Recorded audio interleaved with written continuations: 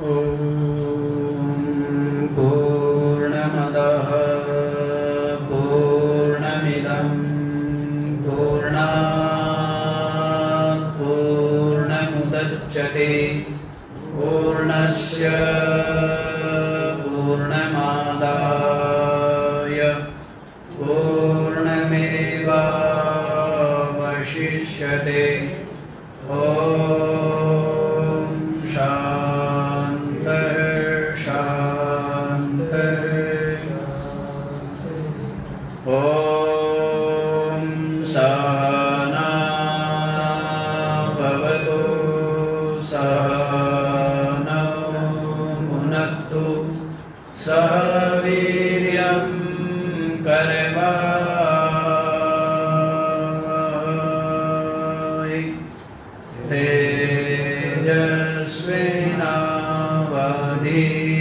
तेजस्विनावधीतमस्तु मा विद्विषावहै।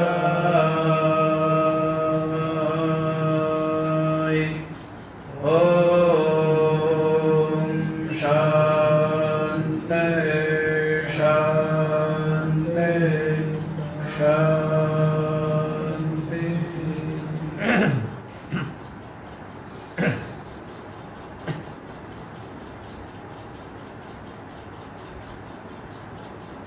हाँ जी,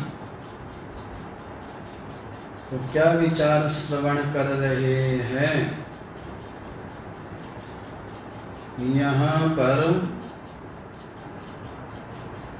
रथ इस रूपक के माध्यम से जो मध्यम अधिकारी है वो भी तत्व का बोध प्राप्त कर सके सुगमता पूर्वक, तो उसके लिए इस शरीर को रथ ऐसा रूपक की कल्पना की गई। ये शरीर रूपी रथ है, इसमें इंद्रिया रूपी घोड़े जुते हुए हैं, मन रूपी लगाम है, इंद्रिया रूपी घोड़े जिससे बंधे हुए हैं, और बुद्धि रूपी सारथी है। ये लगाम बुद्धि रूपी सारथी के हाथों में।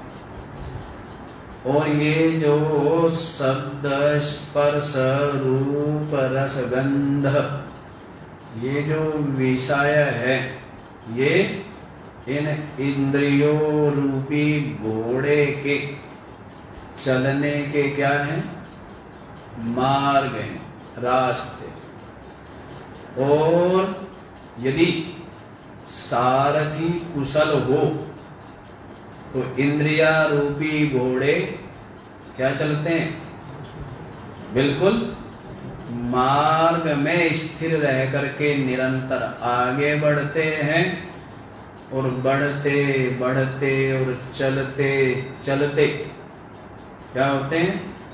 लोक को पार करके, परलोक को पार करके, और मोक्ष जो अपना आत्म पद है उसमें पहुंच जाते हैं। और मोक्ष क्या है ये आपको बता ही दिया, मन की मृत्यु ही मोक्ष है। मन की उत्पत्ति कहो, मन की जागृति कहो तो जगत है, और मन की मौत यही क्या है? मन से ही है ना। मन जगा है तो जागृत, मन स्वप्न देख रहा है तो स्वप्न, और मन सो गया है तो सुषुप्ति, और यही मन मर गया है तो समाधि है। सारा कुछ किस पे? मन से ही है ना। इसीलिए कह दिया है मना एव मनुष्याणाम कारणं बंध मोक्षयो। ये जो मन है यही मनुष्य के बंधन और मोक्ष दोनों का ही कारण है। ये मन ही बंधन का भी और मोक्ष का भी कारण। जहां जहां पर मन बंधा है, जहां जहां पर जुड़ा हुआ है, जुड़ाव है, जहां पर भी अहमता ममता है, जहां पर भी राग है, मेरापन है, राग हो या द्वेष हो यही बंधन है। न राग न द्वेष तो फिर क्या है? फिर मुक्त। फिर क्या है? अनुकूल के प्रति राग होता है और प्रतिकूल के प्रति द्वेष, है ना। जो जो प्रिय है, प्रिय कौन है? जो जो अनुकूल है। जो जो अनुकूल है वही वही प्रिय है, जो जो प्रिय है उसका ही राग। जिससे सुख मिलता है वही अनुकूल है, जो अनुकूल है वही प्रिय है, जो प्रिय है उसका ही राग। समझ आ गई कहानी? नहीं समझ है?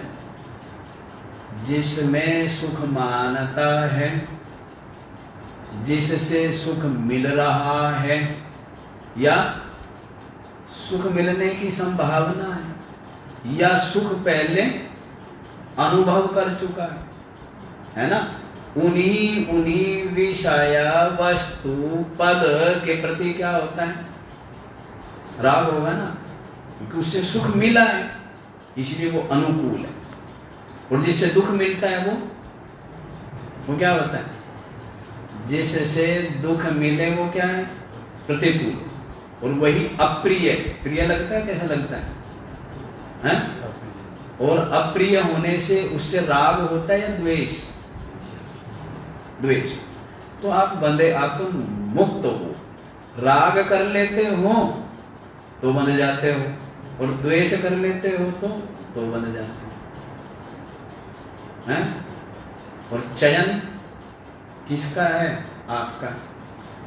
इधर को झुको चाहे इधर को झुको, चयन किसका है? आप कहेंगे महाराज हमारा चयन नहीं, हमें तो कोई राम नचा रहा है, हमारा चयन नहीं है, हमें कौन नचा रहा है? अच्छा एक बात बताओ, एक व्यक्ति नशा करता है, उसको कौन नचा रहा है? राम नचा रहा है या उसकी ये जो आदत है, जो व्यसन बन गई है, वो नचा रहा? बताओ कौन नचा रहा? राम नचा रहा है। अब राम तो इसलिए कह दिया जाता है क्योंकि सब कुछ राम की सत्ता से हो रहा है। जो राम सबका अंतर्यामी है, सब में रमा हुआ है, जो राम सबका अपना आत्मा है, उसकी सत्ता से सब कुछ हो रहा है। इसलिए कह दिया जाता है कि उसकी सत्ता से बुद्धि नाच रही है, मन नाच रहा है, इंद्रियां नाच रही है, प्राण का गमनागमन बना हुआ है और ये शरीर चल फिर रहा है। तो इसलिए कह दिया जाता है कि राम नचा रहा है ना।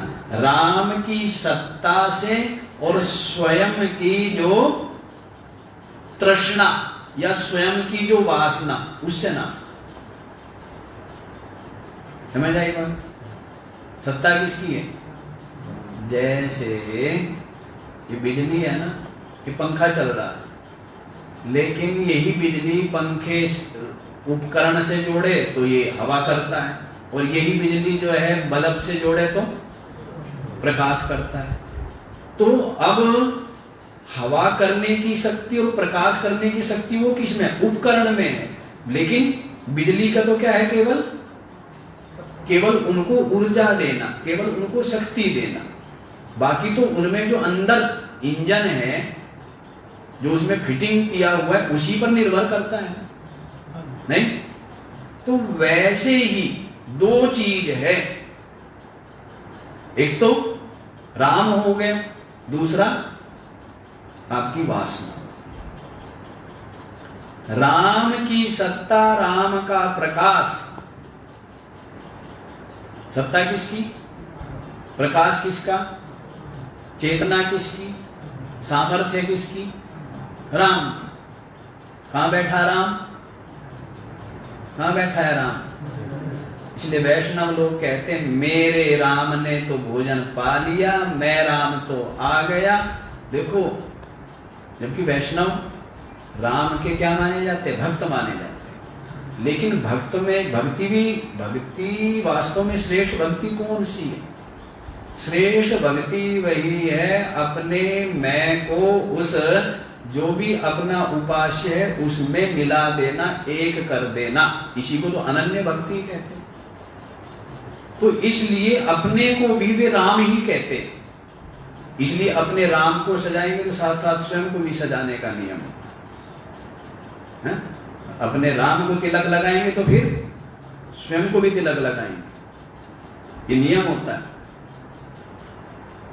देवम भूत्वा देवान यजेत, ऐसे करके भी आया कि जिस भी देवता की उपासना कर रहे हो इस भाव से उपासना करो कि अपने मैं जो पहले वाला मैं उसको मिटा करके आप भी वो देवता बन जाओ। ये होती, इसको बोलते हैं अहंग्रह उपासना।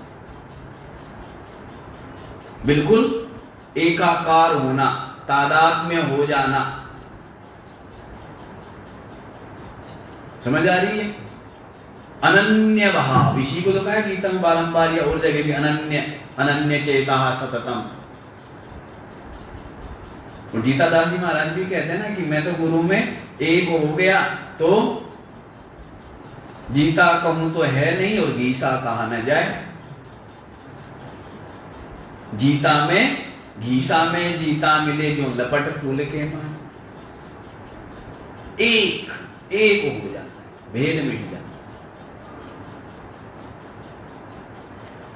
तो इसलिए वैष्णव भी बोलते कि मेरे राम, मेरे राम आया है, मेरा राम आता है, मेरा राम जाता है, मैं राम खाता हूं।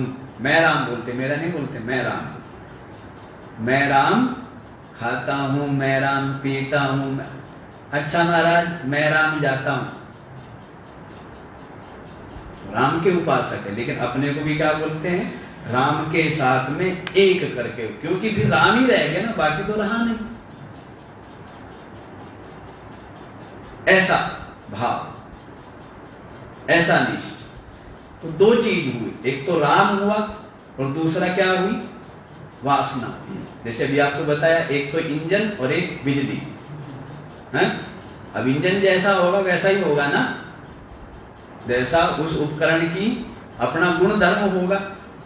अब वही बिजली आंख में है, वही बिजली कान में है, लेकिन दोनों अलग अलग काम कर रहे हैं।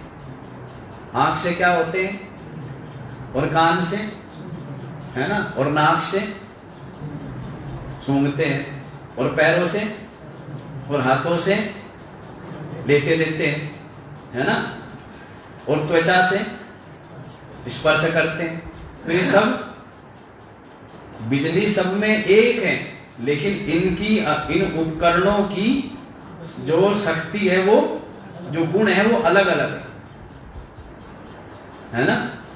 तो दो ही चीज है मुख्य रूप से, आपके जन्म का और आपके जीवन का और मृत्यु के पश्चात का। जो सारा का सारा खेल जिन दो से चल रहा है, राम की तो है सत्ता और सारी बाकी नाचना है वासना से। बाकी सारा नाच किससे है? और ये वासना का तेल समाप्त हो गया तो ये जो दीपक है क्या होता है ना? अभी वासनाएं किसमें? मन में ही तो है। ये सारे संस्कार, ये सारी वासनाएं किसमें? और वासना दो तरह की है, एक मलिन वासना और एक शुद्ध वासना। दोनों ही वासना, जो भी चाहा है ना, वो सब क्या है? कई बार पता है, वासना मतलब बीज। वासना क्या होती है भाई? तृष्णा रूपी वृक्ष है। तृष्णा रूपी क्या है? विशाल वृक्ष। इच्छा रूपी पौधा है? और वासना रूपी बीज। वासना रूपी बीज से क्या हुआ? पौधा हुआ। कौन सा? इच्छा। वासना पड़ी है चित्त में सुप्त रूप से, तो वासना रूपी बीज से क्या हुआ? इच्छा कहो, कामना कहो, चाह कहो। तो चाह रूपी क्या हुआ? पौधा। और फिर पौधा को पानी मिलता रहा तो फिर क्या हुआ? वो तृष्णा रूपी विशाल वृक्ष। समझ आए? तो एक ही बात है, ठीक है ना? तृष्णा, आशा, कामना, इच्छा, चाह और वासना उनका बिल्कुल जैसे आप कोई बालक थे, फिर जवान, और फिर क्या हो गए? शरीर तो वही 5 भौतिक है ना, वो शरीर तो वही है नहीं? तो वैसे ही वो बीज का पौधा और फिर क्या हुआ? विशाल वृक्ष। तो वासना रूपी बीज जब तक चित्त में बने हुए है तब तक क्या होता है?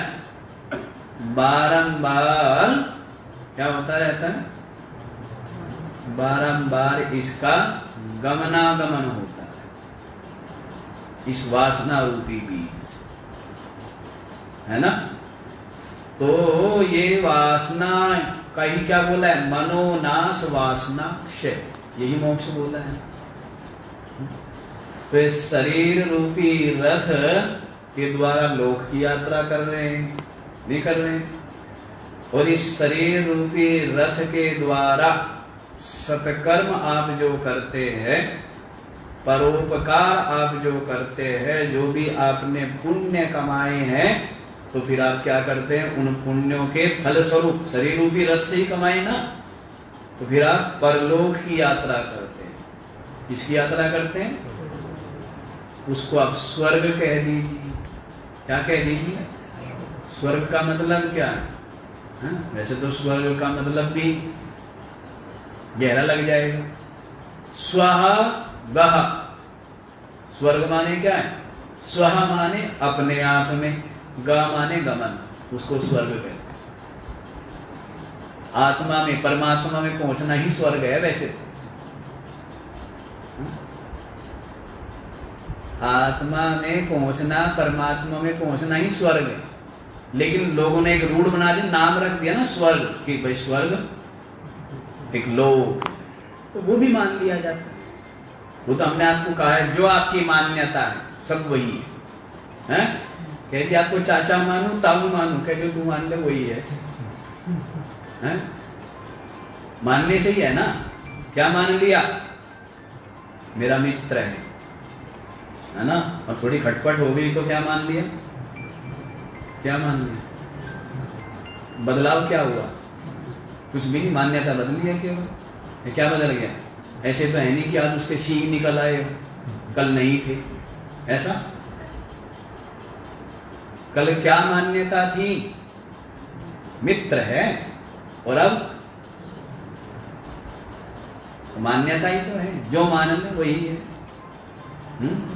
इसीलिए भक्त मानते हैं, तो भक्त मानते हैं इसलिए उनके पास भगवान है। और कहाँ है? इसलिए कहते कि भक्तों के हृदय में। तो भक्तों के हृदय में है, जो नास्तिक लोग हैं उनके हृदय में नहीं। क्यों मानते नहीं? अब किसी घर में पिताजी हो और पिता का सम्मान ना करे, उनके अनुशासन में ना रहे, उनका बड़ा ना माने, तो नहीं है, होते हुए भी नहीं। कहाँ है? उनसे कुछ लाभ ले पाएगा, सलाह ले पाएगा, आशीर्वाद ले पाएगा है, लेकिन तो वैसे ही है तो सबके हृदय में परमात्मा, लेकिन भक्त की भावना है, भक्त का विश्वास है कि भगवान है।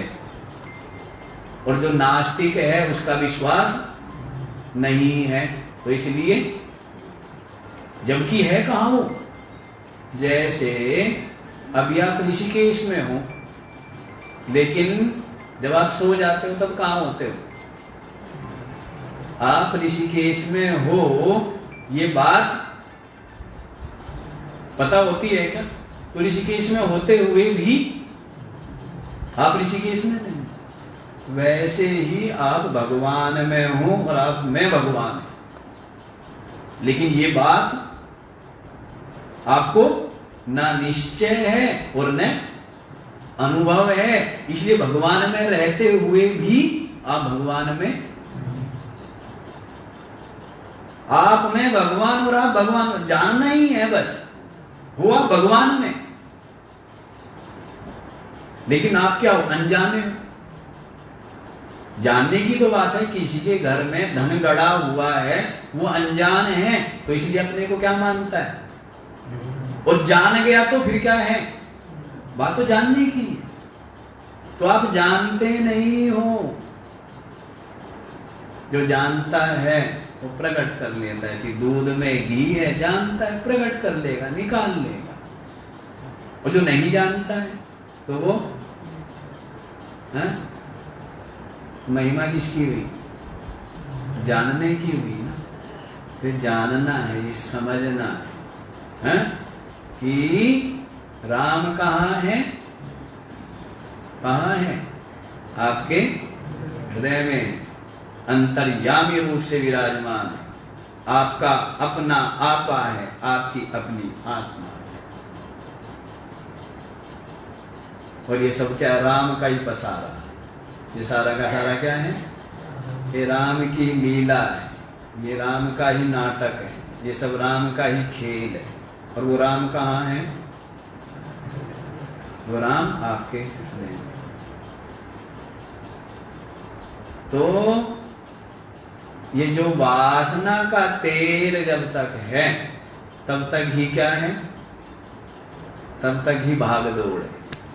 और ये वासना का तेल निबट गया तो फिर क्या है? शांत।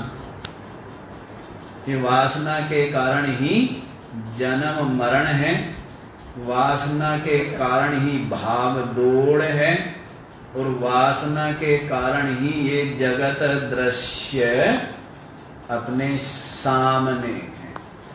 और मन का नाश, वासना क्षय हुई तो क्या है? बस एक परमात्मा। कितनी सरल सी प्रक्रिया कि हमारा समझ में नहीं आ रही। गलती तुम्हारी नहीं, मेरी है। 12 साल रगड़े नहीं ना, है? ये समझ में नहीं आ रही तो 12 साल क्या करें? हीरा पड़ा बाजार में, सबकी ठोकर खाए। कैसे है? हीरा पड़ा बाजार में, धूल रहा लपटाए, ऐसे करके भी आता है, और सबकी ठोकर खाए। तो जो जिनको पता नहीं है हीरा है कहां पड़ा है, लेकिन ये हीरा है इस बात को कौन जानता है? जोहरी जानता है ना, सब तो नहीं जानते हैं। ये हीरा है इस बात को कौन जानता है? तो वैसे ही जो विवेकी संत है वही जानता कि परमात्मा मेरे हृदय में, मेरी अपनी आत्मा, और उसको आत्म रूप से अनुभव करके निर्भय, निश्चिंत, निर्द्वंद्व और निर्बंध और निर्मुक्त हो। नहीं जानते हैं तो सबकी अकल खवार, हैं? जोहरी जानेगा, बाकी की तो कांच का टुकड़ा है। तो हीरा तो क्या बना कि लाल लाल तो सभी कहे, सबके पल्ले लाल, गांठ खोल परखा नहीं, इस विद रहे कंगाल। सबके पल्ले लाल, वो जो लाल, वो जो चेतन, वो परमात्मा सबके पल्ले, सबके पास है। लेकिन जब तक उसको गांठ खोल के परखा नहीं, जाना नहीं, तब तक उस पशु में और उस मनुष्य में, दोनों में कोई भेद, दोनों ही अज्ञानी है। गांठ खोल पर खाने, इस विद रहे, इस विद क्या रहे, कंगाल। तो गांठ खोल के हृदय में जो लाल है ना, उस लाल को परख लोगे तो फिर क्या हो जाओगे, माला माल। फिर क्या हो जाओगे, माला माल नहीं हो जाओगे। उसके बराबर कोई अमीर है क्या, उसके बराबर कोई धनवान नहीं। सबसे धनी है जिसने अपने हृदय में उस लाल को, उस चेतन तत्व को, आत्म तत्व को परख लिया। वो तो क्या है, बादशाह है ना। हा? संतों के आगे कौन चीज बादशाही, देखो मेरे बाबा संत करे बादशाह। मजा जिसको फकीरी में, अमीरी क्या बेचारी।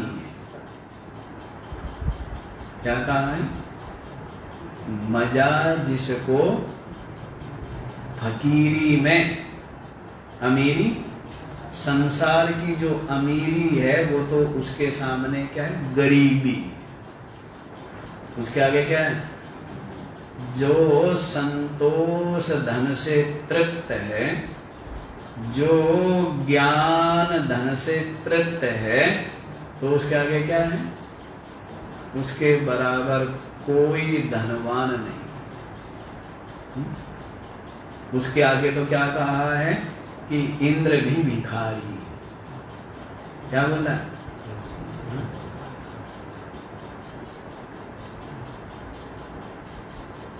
ऐश्वर्य क्यों है चाहता तू, ईश का भी ईश है,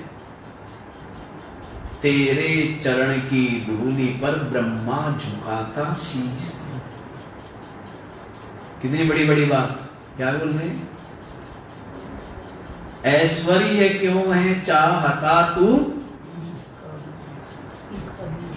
ईश्वर का भी ईश्वर है तू। तू क्या है, भोला बाबा की छंदावली है। ऐश्वर्य क्यों है चाहता तू, ईश का भी ईश, ईश्वर का भी ईश्वर है तू। ईश्वर भी तुझसे, ईश्वर भी तुझसे प्रकट हुआ है। पर अभी कहां समझोगे इन बात, अभी समझ में नहीं आएगी कि हमारा डर लगता है ईश्वर रुष्ट ना हो जाए। आगे क्या करे, तेरे चरण की धूलि पर ब्रह्मा झुकाता शीश है। जिस ब्रह्मा को सृष्टि का क्या मानते हैं, सृष्टा, सृष्टि का, वो ब्रह्मा भी तेरे चरण की धूलि पर क्या करता है। समझ आ रही है बात। ऐसी महिमावान जो भगवान है, जो राम है, वो आपकी आत्मा है। लेकिन उस आत्मा को भूलकर बुद्धि अपने को मान के, मन अपने को मान के, इंद्रिया अपने को मान के और शरीर अपने को मान के, ये क्या हो गया, कंगाल। क्या हो गया, जैसे राजा के बेटे का बताया था ना, राजा का बेटा भूल गया कि, बारंबार बोलते, भूली वस्तु लखाए दे। जो वस्तु है उसको भूल गए ना, और उसको जो लखा दे वही क्या है, वही सतगुरु। वही क्या है, भूली वस्तु लखाए, भूल गया। तो राजा का बेटा है क्या, राजा का बेटा, लेकिन क्या हुआ, भूल गया कि मैं राजा का बेटा। फिर अपने को मैला कुचैला, भूखा प्यासा, दीनहीन क्या होता है, आशा करता है कि कोई इस टूटे फूटे कटोरे में कोई एक रोटी का टुकड़ा दे,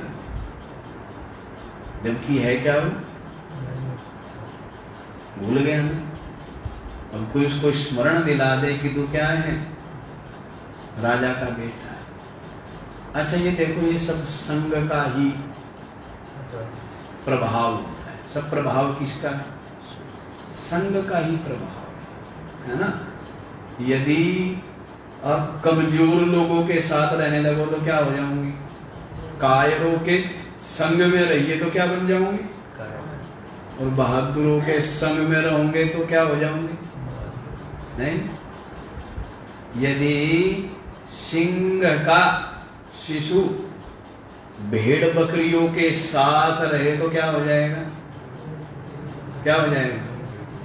और यदि गाय का बछड़ा भी घोड़ों के साथ रहे तो क्या हो जाएगा? हैं? बताओ। गाय का बछड़ा घोड़ों के साथ रहेगा तो क्या हो जाएगा? वैसा ही होगा ना? नहीं होगा? रख के देख लो। हैं? और शेर के बच्चे को बकरियों के साथ रख के देख लो, वैसे ही हो जाएगा? नहीं हो जाएगा? हैं? वैसे ही तू भी है तो हंस, लेकिन हो गया क्या? काग। क्या हो गया? हंस का रूप था, गंदला पानी पिया, बन के कागा, साथी सारे जगे तू न जा। है तो हंस, लेकिन क्या बन गया? कग्गा बन गया ना। किसके कारण से? संग के। इसीलिए क्या करो?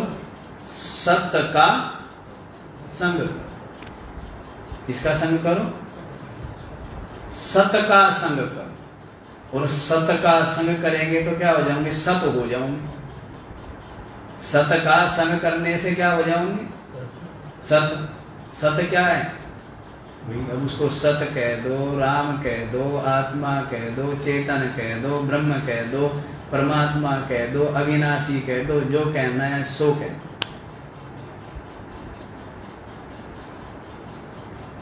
आया ये सत्यम परम धीमहि। क्या बोलते हैं कि हम जो परम सत्य है उस परम सत्य का ध्यान करते हैं। परम सत्य जो अपनी आत्मा है, हम उसका ध्यान। और उसका ध्यान क्या है? हैं? परमात्मा का ध्यान क्या है? हैं? परमात्मा का ध्यान यही है कि सारे विचार समाप्त हो जाए। क्या हो? नींद ना आए और सारे विचार समाप्त हो जाए। लेकिन गड़बड़ी होती क्या है?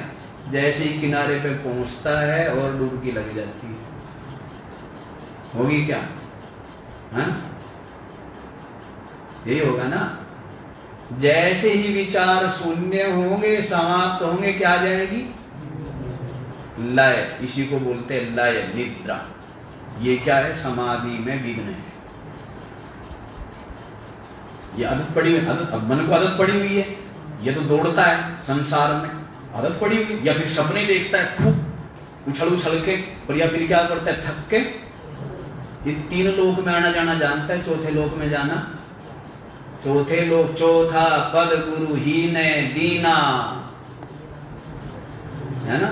तो उस चौथे लोक में आना जाना नहीं जानता। अब महात्मा लोग जो है चौथे लोक में भी आना जाना जानते हैं। तीन लोक में सैर कर लेते हैं? जागृत लोक में सैर करते हैं, स्वप्न में सैर करते हैं, और सुसुप्ति में आनंद से सो जाते। तीन लोकों में आना जाना तो सब जानते। और चौथा लोक क्या है? जो आत्मलोक है, जो सतलोक है, जो राम का लोक है, चौथा लोक है ना, तो वहां गड़बड़ क्या हो जाती है? ये गड़बड़ हो जाती है जो आपको पता है। जब आपके विचारों का समाप्त होना, यही मौत है। वासनाओं का क्षय हो गया और विचार लीन हो गए। अब मन में कोई विचार नहीं है, निद्रा ना आवे, तब जो रह जाता है उसी को बुद्ध ने शून्य कह दिया। उसी को महात्मा बुद्ध ने क्या बोले हैं, क्या रह जाएगा भाई? विचार ना आए हैं तब क्या है, और नींद भी नहीं आई तो उसको बुद्ध क्या मानते हैं? शून्य। लेकिन हम शून्य नहीं कहते, हम कहते हैं वो सत है। हम क्या बोलते हैं? वो चिद है, वो आनंद है। इसीलिए बोलते हैं सच्चिदानंद। क्या बोलते हैं? सच्चिद।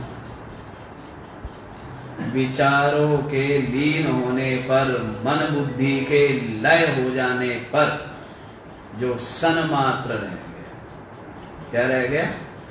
सन मात्र रह गया, चिन्ह मात्र रह गया, आनंद मात्र रह गया, वही आत्मा है, वही परमात्मा। समझ आई? तो ये मोक्ष की बात है, परलोक की बात नहीं है, ना लोक की बात है। लोक की हमने बता दिया, लोक की यात्रा आप कर ही रहे हो, लोक की यात्रा। परलोक की यात्रा भी बहुत बार कर ली, नहीं कर ली?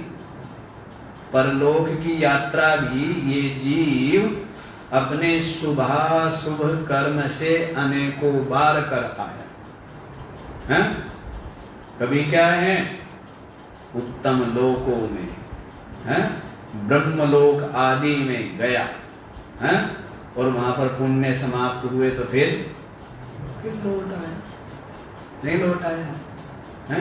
जैसे किसी के पास धन है तो बड़ा सुविधा युक्त जीवन जीता है, और धन समाप्त हो जाए तो फिर वही झोपड़ी में आ जाता है, छप्पर में। कहते हैं भाई पहले हवाई जहाज में चलता था, अब पैदल चल रहा है।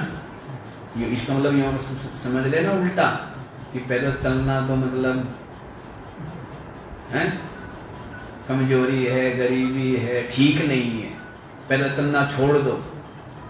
पैदल चलना बहुत बढ़िया चीज है, तभी तो स्वस्थ रहोगे। पैदल चलना छोड़ोगे तो है गाड़ी से घोड़े पर, घोड़े से हवाई जहाज में, इसमें ही रहोगे ना तो क्या हो जाओगे? बीमारियों के घर हो जाओगे ना। पैदल चलना चाहिए। जितने लोग क्या है कुछ पकड़ लेते हैं। अब जो बात जिस बात के लिए कही जा रही है उस बात को छोड़ के, और पता नहीं अलग अलग तरह की खोपड़ी है, पता नहीं किसकी कहाँ चिपक जाए। चिपकने की आदत है ना, पता नहीं कहाँ चिपक जाते हैं। तो जिस बात को समझाने के लिए कही जाती है उसी बात को उसी प्रसंग में देखना चाहिए, है ना। तो इस तरह जैसे पुण्यों के कारण से उत्तम लोकों में भी यात्रा करके आया है ना, तो क्या महाराज बहुत यात्रा कर ली, लोक में भी यात्रा कर ली, परलोक में भी यात्रा कर ली, पर शांति नहीं। पर क्या? शांति नहीं, है ना। तो फिर शांति, पूरी पूर्ण शांति मिल जाए तो क्या करो? इस माया को, इस खेल को समेट लो। देखो खेल खेलते हो ना, और खेल में हार गए तो तब क्या होता है? क्या होता है? दुख होता है ना। और जीत गए तो क्या होता है? क्या होता है? सुख होता है। और थकते नहीं, जीत के भी थक गए, जीत के भी दुखी हो गए, चलो भाई अब बहुत हो गए, नहीं। पर एक ही तरफ देखता ना व्यक्ति, हार के दुखी होते हो, थकते हो नहीं, बताओ। जीत के भी क्या हो जाते हो? थक जाते हो, नहीं थक जाते हैं? फिर घर क्यों आए? तो जीत के भी थक गए कि भाई थकावट कुछ, चलो बस। तो वैसा ही है भाई, हैं? ये जो खेल है ना, संसार का खेल, फिर क्या करते, जब खेल से थक गए क्या करते, उस खेल को समेट लेते हैं ना। तो मैं बारंबार कहता हूं, यदि संसार के खेल से छक गए हो, थक गए, तब फिर क्या चाहते हो, ये खेल अब तो बस नहीं चाहिए महाराज, ना तो लोक चाहिए ना स्वर्ग चाहिए, अब तो बस शांति चाहिए। सबसे बड़ी चीज क्या है? और हम इसलिए कहा करते हैं कि अपनी शांति भंग हो या अपनी शांति की कीमत पर कुछ नहीं करना चाहिए। अपनी शांति की कीमत पर कुछ भी नहीं करना चाहिए। सबसे बड़ी चीज क्या है अपनी? तो फिर तो महाराज करे ही ना कुछ भी। अरे पुरुषार्थ तो करो, हैं कि महाराज पुरुषार्थ करेंगे तो फिर तो उसमें क्या बोलते हैं हम लोग, रिस्क भी है, हैं? तो इसलिए बढ़िया यही है, कुछ ना करे तो रिस्क, शांति शांति। वो सेठ जी की कहानी का आता है ना कि भाई सेठ जी दुकान में लेटे हुए हैं और कोई निकला ग्राहक, तो देखा सब तो अपना सामान बेच रहे और सेठ जी अपनी दुकान पर लेटे हुए सो रहे। जगाया उसको कि भाई सौदा नहीं बेचना क्या है? दुकान कमाने के लिए नहीं खोली क्या? कहने भाई सौदा भी बेचना है, दुकान खोली ही व्यापार करने के लिए, फिर करते क्यों नहीं? कि जो आएगा तो उसको दे देंगे। कि ऐसे कौन आएगा, बुला बुला करके दो, कि उससे क्या हो जाएगा, बुला बुला के देंगे तो कि उससे ज्यादा सामान बिकेगा, ज्यादा कमाई होगी, तो क्या उससे क्या हो जाएगा, ज्यादा कमाई होगी, गुजारा हो ही जाता है, मेरा काम चल ही रहा है मेरा, नहीं उससे ज्यादा कमाई होगी। ज्यादा कमाई होगी तो क्या होगा, कि ज्यादा कमाई होगी तो नौकर चाकर रख पाऊंगे, तो क्या नौकर चाकर रख लूंगा तो उससे क्या होगा, कि नौकर चाकर काम करेंगे और तू आराम करना आराम से। और सेठ जी कहने लगा अभी क्या कर रहा हूं, अभी भी तो आराम ही कर रहा हूं,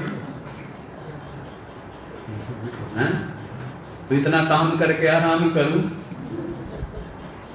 लेकिन ऐसा नहीं है ना, काम करके आराम करने का अलग आनंद है और पड़े रहने में कोई सुख और कोई स्वाद नहीं है ना। काम करके और थक के आराम करने में क्या है, और दिन भर पड़े रहना उसमें क्या है, उसमें आनंद है, थकावट है, पड़े पड़े थक गए।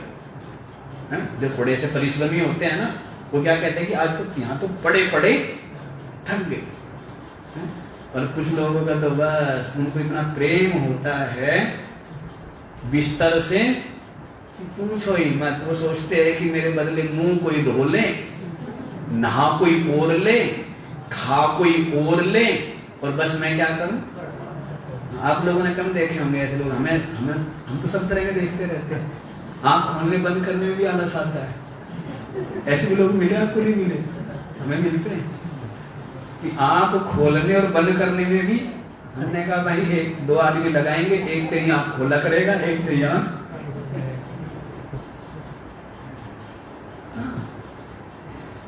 पुरुषार्थ तो करना ही है, पुरुषार्थी तो होना ही है। पुरुषार्थी रहोगे तभी असुख से, दुख से सुख में पहुंचना। पुरुषार्थी रहोगे तभी भय से अभय में पहुंचोगे। पुरुषार्थी रहोगे तभी अल्प से मृत्यु से अमर हो जाओगे, अमरता की ओर बढ़ोगे। पुरुषार्थी तो होना चाहिए। ये पुरुषार्थी नहीं है, आलस्य में पड़ा हुआ है, तभी तो बारंबार जन्म मरण हो रहा है। पुरुषार्थी बने तो समझे न तो लोक में सुख है न परलोक में सुख है।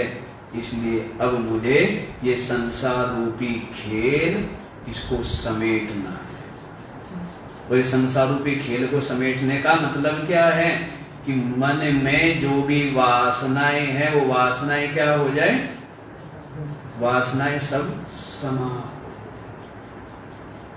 सारी वासनाएं क्षय हो जाए तो फिर क्या है, मन का नाश।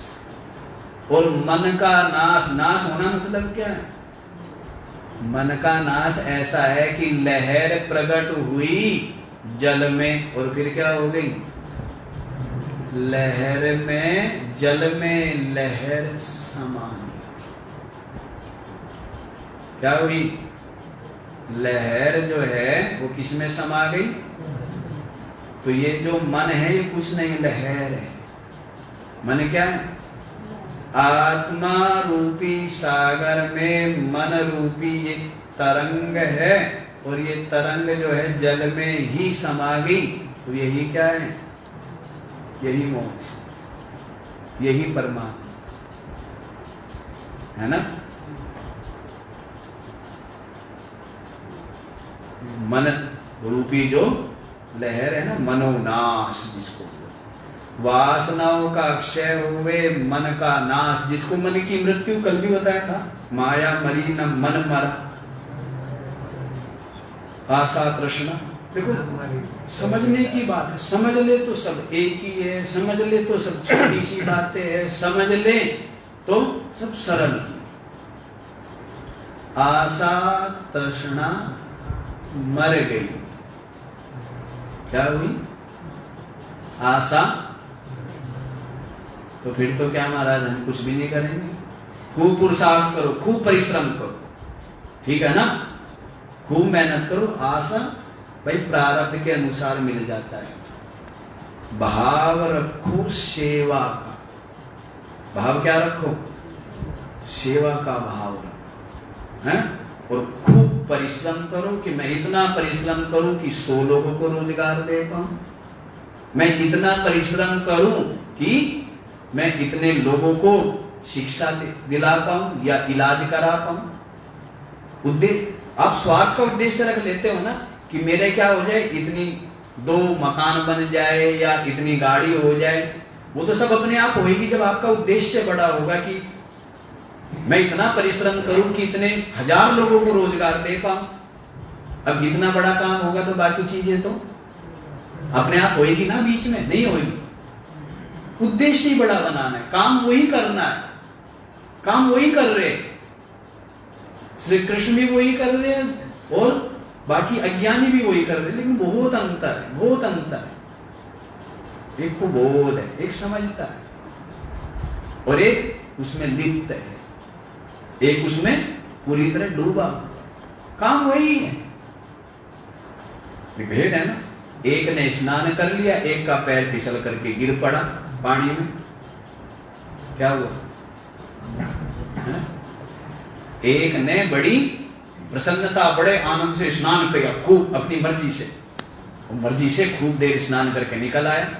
और एक का क्या था, बातें कर रहा था, पानी से डर रहा था, हैं, देख के डर लग रहा था, इतना तेज बहाव, इतना ठंडा पानी, और पैर फिसल गया और कहां जाके गिरा, स्नान तो उसका भी हो गया।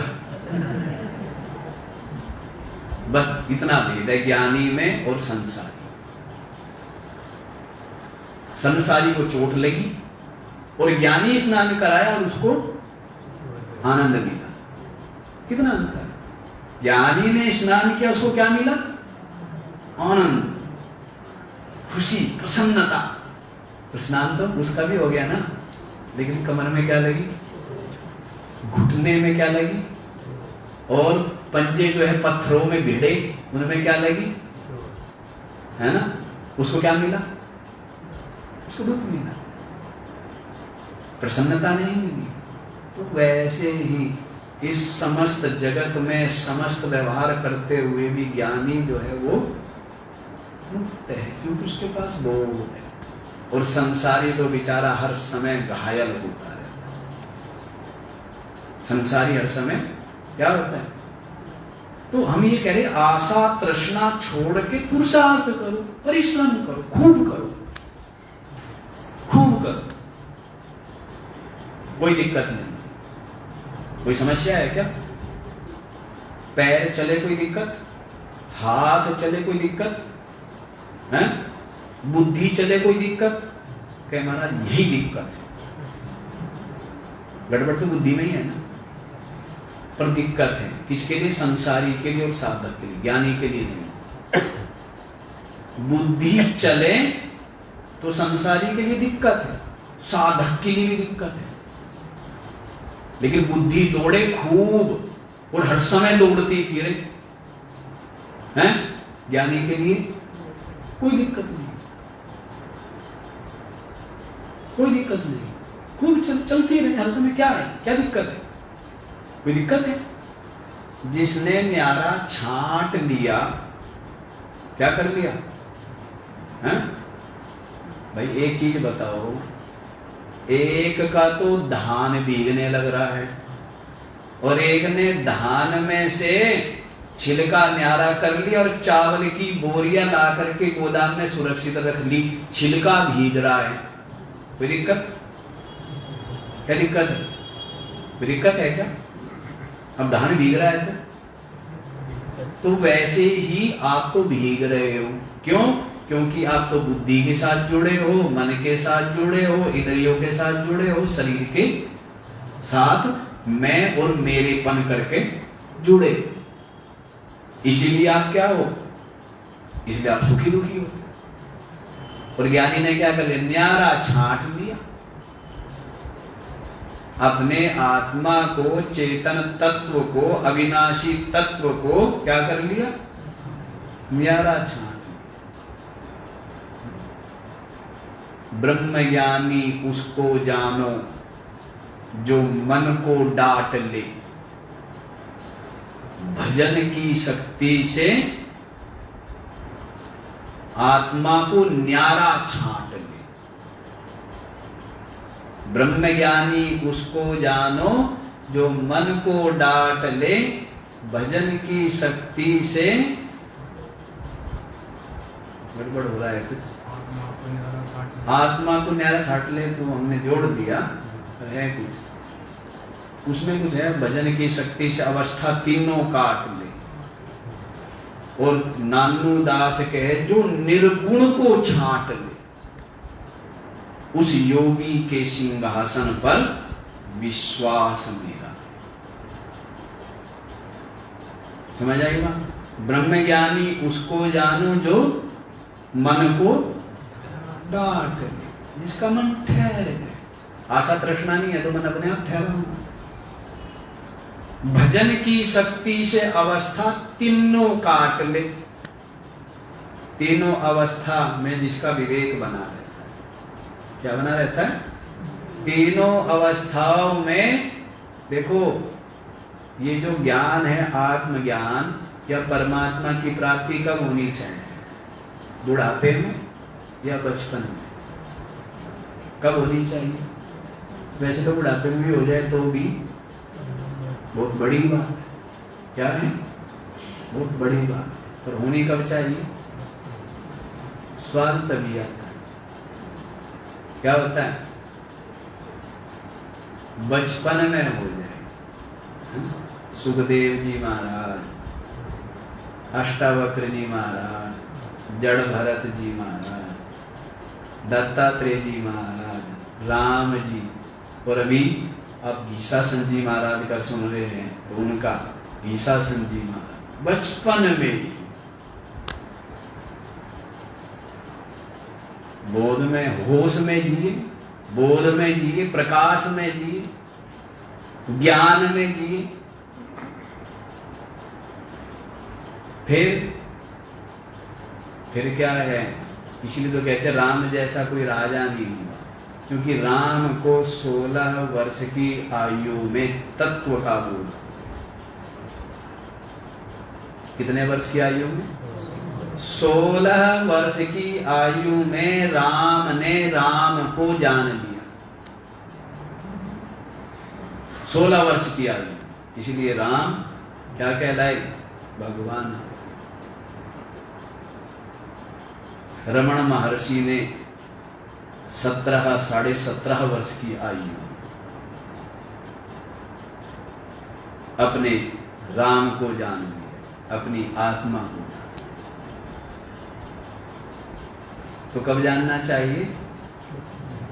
बचपन में ही जानना चाहिए। क्या महाराज अब क्या करें, हम मरेंगे आगे तब? ऐसा नहीं, बचपन अभी शुरू। बचपन कब है शुरू? निरंतर तो नया जन्म है आपका। जहां जो पीछे बीत चुका, जहां उसको छोड़ के आगे बढ़े तो तुरंत क्या है? नया जन्म। जो हो गया सो हो गया, लिया राम का नाम और धुल गए सारे पाप। ठीक है ना? अब बहुत सुंदर, बहुत पवित्र अपने मन को रखे, अपने विचारों को रखे, बहुत निर्मल, बहुत प्रेम, बहुत सरलता, है ना? सारी कुटिलता, सारे छल, सारे कपट, सारी चालाकी, सारी चतुराई, सबको क्या कर दे?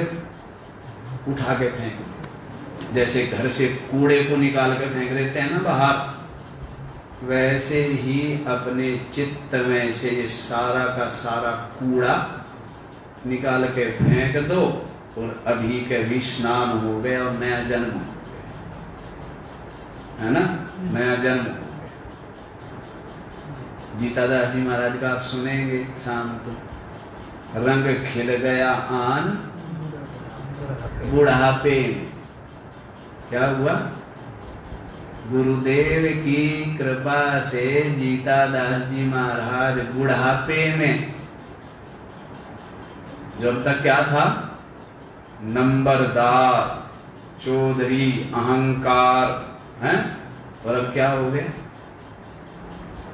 बुढ़ापे में रंग खिल गए, है ना? ज्ञान हो गया, सच्चाई को जान लिया। तो मनोनाश और वासना। तो 3 लोक की यात्रा तो जानता है ना आपका मन, रोज करता ही है 3 लोक की यात्रा। चौथा लोक जो क्या है? अपना आत्म पद है। पर वहां पर गड़बड़ ये है जी कि चौथी में चढ़ना जानता नहीं, तीसरी में गिर जाता है। जैसे ही ध्यान करने बैठते हैं, या तो ये विचारों के तूफान चलते हैं और या फिर समाधि लग जाती है। हाँ, ऐसा ही है। क्या होता है? या तो क्या चलेंगे? विचारों की आंधी, है? क्या ही रहती है? विचारों की आंधी। और या फिर क्या हो जाती है? समाधि। ऐसा अब दोनों चीजें ना हो, विचारों की आंधी भी ना हो, और इसके लिए क्या करें? महाराज बहुत कोशिश करते, कोशिश नहीं करनी है। ये कोशिश ही तो गड़बड़ है, हैं? सांस लेने की कोशिश करते हो क्या? जितने कोशिश करोगे उतनी गड़बड़ करोगे। जहां कोशिश शुरू वहीं गड़बड़ शुरू। कभी कम ले लोगे, कभी ज्यादा ले लोगे, कभी नहीं लोगे, हैं? नहीं, अपने आप हो रहा है तो ठीक हो रहा है ना? सहज कोशिश ना करो, सहज यत्न करो। कल भी बताया था ना, युद्ध ना लड़ो। लड़ोगे तो क्या होगा? लड़ोगे अड़ोगे तो गड़बड़ है। लड़ो मत। वो लड़ने आ रहा है, आप लड़े नहीं, हाथ जोड़ के चरणों में दंडवत करके चला जाएगा। नहीं, और आप भी लड़ोगे तो लड़ो मत। मन के साथ कुश्ती नहीं करनी, ठीक है ना? सहज बताया था कल, जैसे बता रहा, सहज। लड़ना नहीं, परेशान नहीं होना, दुखी नहीं होना। मैं इतनी कोशिश कर रहा हूं, क्यों नहीं हो रहा है शांत, क्यों नहीं हो रहा है? कुछ नहीं सोच, जो चीज करने की वो करो। अच्छा खाओ। क्या करो? जब अच्छा खाओगे ना तो फिर क्या होगा? खाने का मतलब यह है, ये सत्संग क्या है? मन की खुराक तो यही है, हैं? और भोजन भी सात्विक हो। जब अच्छा खाओगे, अच्छा देखोगे, देखना भी क्या है? खाना ही तो है। अच्छा सुनोगे, क्या सुनोगे? हैं? अच्छा सूंघोगे, हैं? सब अच्छा करो। तो मन में सब क्या जा रहा हैं? सात्विक सात्विक जाएगा, सत्संग सुन रहे हैं, सत्संग ही देख रहे हैं, सत्संग ही विचार रहे हैं, तो सब अच्छा अच्छा खाना हो रहा नहीं हो रहा है? अच्छा खाने के नाम पे सब बड़े खुश हो गए कि महाराज देखो महाराज जी ये कह रहे हैं कि खूब खाओ बढ़िया बढ़िया पराठे। तो खाने से मतलब समझ आया ना? हाँ, अच्छी अच्छी चीजें खाओ तो अपने आप मन क्या हो, जो मन की मलिनता है वो निकल जाएगी, राग द्वेष निकल जाएगा, कपट निकल जाएगा, है ईर्ष्या भाव निकल जाएगा, जो दुनिया भर की चाह है संसार को पाने की, विषयों को पाने की, वो सारी वो निकल जाएगी। जब सत्संग डालते रहोगे, अच्छे कर्म करोगे, अच्छे विचार होंगे, अच्छी संगति करोगे, जब अच्छा ही अच्छा डाल रहे हो, अच्छा ही अच्छा खा रहे हो, तो फिर क्या होगा? मन अपने आप शांत। सत्य बोलो तो मन शांत और झूठ बोलो तो मन अशांत। प्रेम करो तो मन शांत और द्वेष करो तो क्या है? समझ आ रही बात? नहीं समझ आ रही तो अच्छा अच्छा खाओ। तो क्या खाओ? सत्य को खाओ, ठीक है, प्रेम को खाओ, दया को खाओ, है ना, सरलता, सहन शक्ति, धैर्य, संतोष, क्षमा, इनको खाओ। तो क्या होगा? मन तो अपने आप ही शांत। मन कहाँ दौड़ता है? दौड़ता है क्या कहीं? है? मन अपने आप, मन इसलिए दौड़ रहा है, बताया ना आपको, राग द्वेष कारण, बात शुरू ही हमने वहां से की थी, राग द्वेष के कारण से दौड़ता है। जब कहीं राग नहीं होगा, कहीं द्वेष नहीं होगा, जीवन में संतोष है, सबसे प्रेम है, कहाँ दौड़ रहा है मन? मन कहीं नहीं दौड़ता है, इसको दौड़ाते हैं। इसको जैसे बच्चे हैं, बच्चे बिगड़ते हैं या बिगाड़ते हो? कौन बिगाड़ता है? पड़ोसी या आप? हैं? आपने ही बिगाड़ा है बच्चा, या तो ज्यादा प्रेम करके या ज्यादा उसको डांट करके बिगाड़ा आपने। दोनों तरह से बिगड़ता है और दोनों चीजें चलेता। जैसे शरीर है, ज्यादा मीठा खाओ तो बिगड़े और बिल्कुल खट्टा खाओ तो बिगड़े। दोनों का क्या होना चाहिए? तालमेल होना चाहिए, है ना। वैसे बहुत प्यार करोगे तो बच्चा, और बहुत ज्यादा हर समय बस डांटना ही डांटना तो, और दोनों का तालमेल हो तो बिगड़ेगा। समझ आ रही है बात? तो वैसे ही हम मन के लिए भी कह रहे हैं, है ना। क्या कह रहे हैं? कि ज्यादा बस जब आप सत्संग करेंगे तो धीरे धीरे जब ये सब विचार, संतोष आएगा, धैर्य आएगा, समझ आएगी, विवेक आएगा, मन अपने आप ही शांत है। मन कहाँ दौड़ रहा है? मन नहीं दौड़ता बिल्कुल भी, है क्या? मन तो महाराज इतना बढ़िया तुरंत सो जाता है, दौड़ता थोड़ा है, तुरंत सो जाता है। वो सोना भी, कहना ये भी एक, वैसे तो कहा जाता है पुण्य ही है, पर कहने गड़बड़ है ना, और नहीं तो लोग सोचेंगे आपने तो कहा था जी ये तो पुण्य की बात है, सोने दो हमें।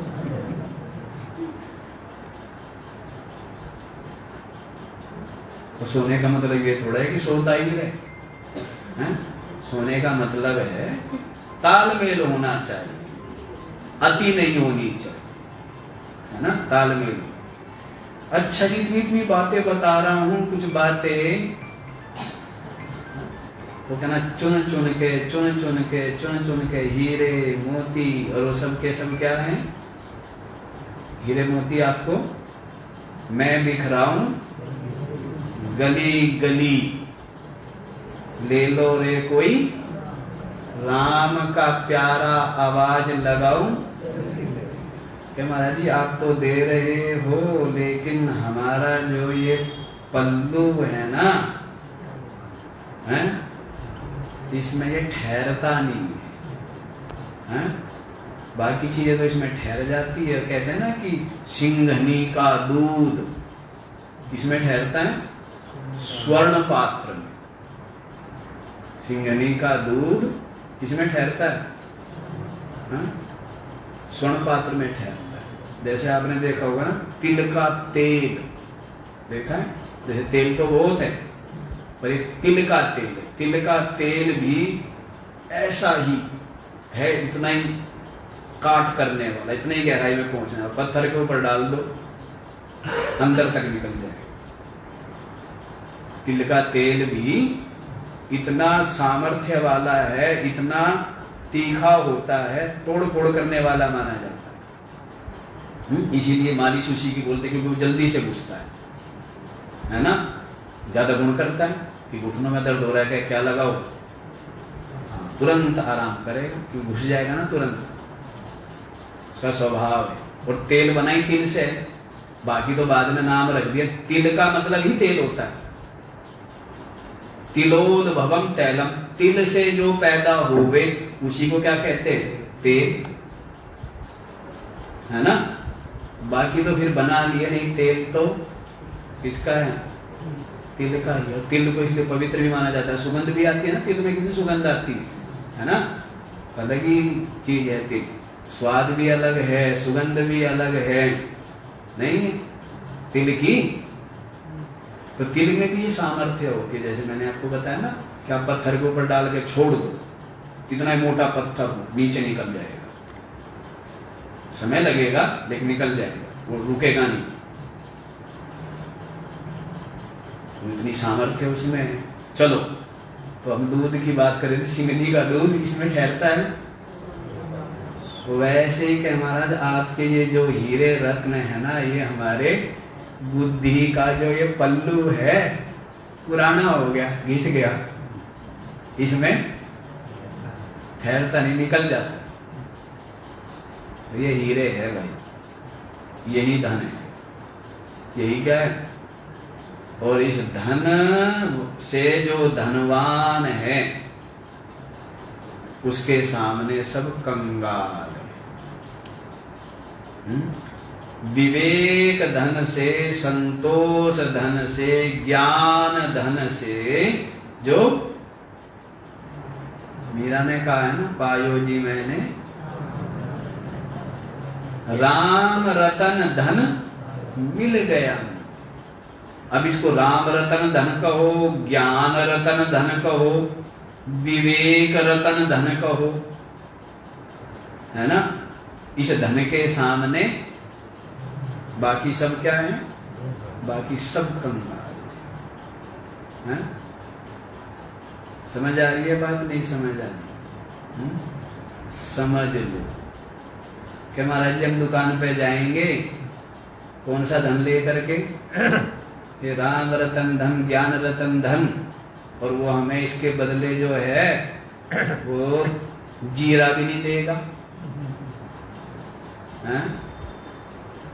जब ये जीवन में पूरी तरह आ जाएगा तब जीरा जीरा क्या है, सब कुछ अर्पण कर देता। जीरा जीरा क्या, तब क्या होता है? सब कुछ अर्पण कर देते हैं, नहीं कर देते? तो बात भाई संतोष की जब आ जाती है ना जीवन में, देखो जो मांगता है उसको कोई कुछ नहीं देता, और जो कुछ नहीं चाहता है उसको व्यक्ति सोचता है कि अपने आप को भी दे। किसको? जो मांगता है उसको। इसलिए तो कहा है ना संतों ने, मांगे मिले ना नहीं। कैसे है? बिन मांगे मोती मिले, मांगे मिले ना भीख। और मांगन मरण समान है, ये सदगुरु की सीख यही है। मांगन तय मरना भला, फिर ये सदगुरु की सीख। तो बिन मांगे क्या मिले? चाहा नहीं। तो समझ लो भाई, ज्ञान का धन आ गया, विवेक का धन आ गया, लोक परलोक की यात्रा आपने सही रूपी रथ में बैठ के कर ली, मोक्ष की यात्रा करनी है ना अब, है? सबकी मोक्ष की यात्रा भी हो गई है, नहीं हो गई? यदि हमने तो देखो मुक्त कर दिए, वो बात अलग है। फिर आप वही पुराना कंबल, हैं? हमने नए कपड़े पहनाए निला धुला के, और आपने वही पुराना कंबल जिसमें जूं भरी हुई है, दुर्गंध आ रही है, सड़ा हुआ है, फिर वापस जाके ओढ़ लिया, तो उसमें हम क्या करेंगे? हैं? तो हमने तो क्या कर दिया सबके सब, बताया ना, क्या बताया? आप में परमात्मा है और आप किसमें हो? परमात्मा, बस परमात्मा ही परमात्मा, और आप मुक्त ही हैं। इसलिए निर्भय रहो, निश्चिंत रहो, मौज में। और वो भी बता दिया, मन का वासना क्षय और मन का नाश यही है कि अब मन में तृष्णा नहीं, मन में चाहा नहीं, सहज जो है उसी में प्रसन्न है। और जगत के लिए तो क्या हो गया है? जगत के लिए जिसका मिथ्यात्व भाव, बहुत बहुत बातें हैं समझने की और अनुभव करने, बहुत बहुत बातें हैं।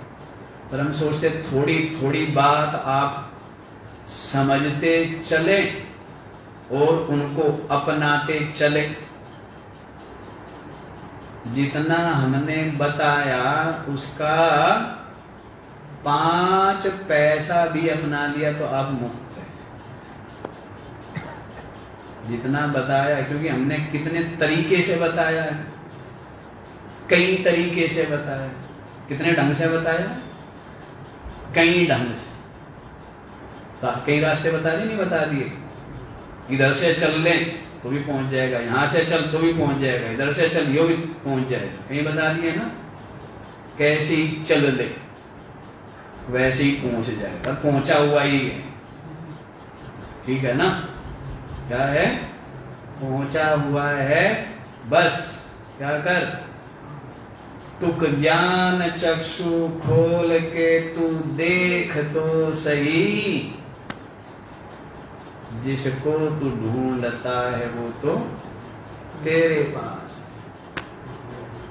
आनंद स्रोत्र बह रहा पर तू उदास है, अचरज है जल में रह के भी मछली। लेकिन आपका मन, आपका मनोबल रसातल में गया। हम कहाँ गया हुआ है? बच्चा पहले क्या है? गंदा है, गंदगी, मैल, कीचड़, गंदगी से धसा हुआ है। तो क्या करो, उसको नए कपड़े पहना दो। ऐसा करते हो? क्या करते हो? पहले रगड़ रगड़ के पहले क्या करेंगे? तो रगड़ रहे आपको, आपके मन को क्या कर रहे हैं? आपका मन क्या है? रसातल में गया हुआ है, कीचड़ में, गंदगी में क्या लिपटा हुआ है, सना हुआ है। तो उसको क्या कर रहे हैं? पहले क्या करो? रगड़ रगड़ के उसको स्नान करा, है ना, साफ कर लो। और फिर एक ब्रह्म की वर्दी पहने। क्या करें? हैं? मैं ब्रह्म हूं। हरदम सुकर गुजार राखेगा कोई सूरमा, सबर बड़ा हथियार राखेगा कोई। तो एक ब्रह्म की वर्दी पहन ली कि भाई मैं तो ब्रह्म हूं। और फिर क्या? बस वो ब्रह्म है, वो मुक्त है। कपड़ा पहनेंगे ना, और पहले क्या कर लो? है? आपका मनोबल बहुत रसातल में गया। कैसे निकले महाराज ये मनोबल? कहने एक बालक था तो अपनी दादी से कहने लगा कि मैं परमात्मा को पाना चाहता हूं। दादी ने कहा बेटा आत्मा सो परमात्मा। कहने लगा दादी रहने दे, ऐसे थोड़ा होता है, ऐसे थोड़ा परमात्मा मिल जाता है, इतनी जल्दी थोड़ा परमात्मा मिल जाता है, रहने दे। मैं तो क्या करूंगा, गुरुजी के पास जाऊंगा और वे गुरुजी जब मुझे ज्ञान देंगे, हैं, जब मैं भक्ति करूंगा, साधना करूंगा, तब मुझे परमात्मा मिलेगा। अब पहुंच गया गुरुजी के पास। अब गुरुजी जानते हैं, है ना, जानती तो दुनिया है, पर ये अब दवाई तो सब जानते हैं, लेकिन ये तो नहीं जानते ना कि दवाई किसको, क्या, कब, कितनी मात्रा, कैसे, ये ज्ञान नहीं होता। दवाई जानने से क्या होता है कि ले दवाई गोली मार दो, है? देखना होता है ना लक्षण, लक्षण देख करके कि बीमारी किसको क्या है। तो गुरुजी तो जानते हैं कि अभी इसके अंदर रजोगुण भरा पड़ा है, तमोगुण भरा पड़ा है, इसको उपदेश देने का कोई लाभ, कर बेटा से। देख अभी तो अहंकार भरा पड़ा है, अभी तो क्रोध भरा पड़ा है, अभी तो लोभ मोह भरा पड़ा है, अभी तो तरह तरह की तृष्णा भरी पड़ी है। तो गुरुजी क्या कहते जाते, ले गुरु मंत्र, ऐसा नहीं कि क्या कर से जानते हैं। तो गया तो गुरुजी ने लगा दिया सेवा, गौशाला में सेवा, 12 साल तक सेवा की। रजोगुण मिट गया, स्वार्थ मोह मिट गया, सारा अहंकार गलित हो गया। तब गुरुजी ने कहा आत्मा सो परमात्मा, समझ में आ गया। वही बात दादी ने कही थी, समझ में नहीं आई। ऐसे थोड़ा होता है कि धान बोनी है तो ठंड में भी बो दो, या गेहूं बोने हैं तो गर्मी में भी बो दो, ऐसे थोड़ा होता है। बोने ही है, समय होता है हर चीज का, देश काल देख करके हुआ करता है। ऐसे थोड़ा है कि कभी भी हो जाए। तो गुरु जानते हैं कि कब क्या, कैसे, क्या दवाई देनी है। जैसे किसान जानता है ना, क्यों भाई, किसान जानता है कि कब कौन सी फसल लगानी है। अब कोई गर्मी में लगा दे गेहूं तो, और सर्दी में बोए धान, होगा क्या? तो वैसे ही देखना पड़ता है कि अभी इसके अंदर रजोगुण तमोगुण भरे पड़े, क्रोध अहंकार भरा पड़ा है, तो पहले वो सेवा से दूर होगा। किससे दूर होगा? सेवा। तब अब गुरुजी ने उसको बोल दिया आत्मा सो परमात्मा। यही बात दादी ने बोली थी, तो माना भी नहीं, तरह तरह के प्रश्न करे। यही बात गुरुजी ने बोली, एक प्रश्न नहीं करा, समझ में आ गया, अनुभव में आ गया, अनुभव में आ गया। आत्मा सो परमात्मा अनुभव में आ गई। क्यों? क्योंकि रगड़ लिया ना बर्तन, मन का रगड़ रगड़ के क्या हो गया, साफ हो गया ना। तो अब तो चमक आनी थी नहीं, तो रगड़ना जरूरी है। वैसे आपका मन जो है ना, ऐसे रसातल में गया हुआ है, निकल ही नहीं रहा है। तो इसलिए हम कहते हैं सेवा करो, सत्संग करो, भक्ति करो, और फिर यूं हम कह देंगे आत्मा सो अनुभव में आ जाए। समझ आ रही है बात? चलो, शरीर रूपी रथ की यात्रा। अब कल का और प्रातः काल का सत्संग है। अभी हमारा जो रोज चलता है वो अलग, थोड़ा सा आगे को बढ़ते हैं। लेकिन विद्यार्थी जो है कहना, उसी कक्षा में 10वीं की पढ़ाई चल रही थी, उसी कक्षा में 8वीं वाले भी बैठा दिए, 6 क्लास वाले भी आ गए हैं, और कक्षा 2 वाले भी आ गए, और नर्सरी वाले भी आ गए। तो फिर तो बात भाई उसी तरह की चलेगी कि सबको थोड़ा थोड़ा प्रसाद मिले। एक ही कक्षा में सारे हैं ना, हैं, तो फिर तो वो बात नहीं चलेगी पहले वाली। तो इसलिए इस शरीर रूपी रथ को लेकर के लोक परलोक की यात्रा आप कर चुके हैं। अब मोक्ष पाने की सोच, यही लक्ष्य बनाओ और अपने आप का उद्धार करो, अपने आप पर कृपा करो, अपने आप का कल्याण करो।